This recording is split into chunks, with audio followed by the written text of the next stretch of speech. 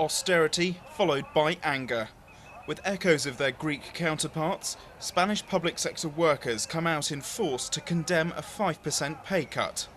It's part of the government's $18 billion or 15 billion euro package of spending cuts aimed at reining in a budget deficit that has alarmed global markets. Prime Minister José Luis Rodríguez Zapatero is keen to show that Spain isn't going the same way as Greece, whose debt crisis forced it to accept a multi-billion euro bailout. But the government is now feeling a backlash from the country's 2.5 million public sector workers. There are other means and other ways of solving things without lowering the salaries of poor workers. It's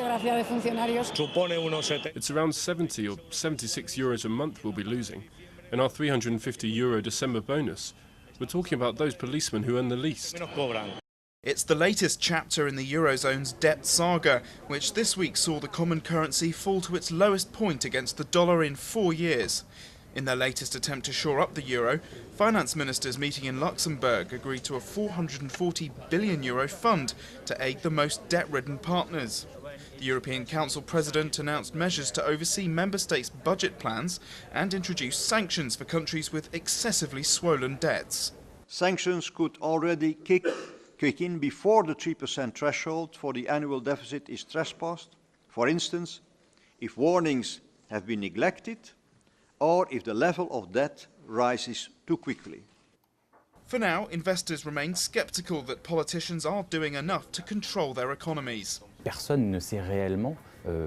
No one really knows where this economic crisis is going, because ultimately everything depends on confidence, and we aren't seeing a return of investor confidence over state debt. But governments are determined to show they are taking action, and with Germany, Britain and others announcing severe austerity measures, it's feared further unrest could be seen in many more European capitals.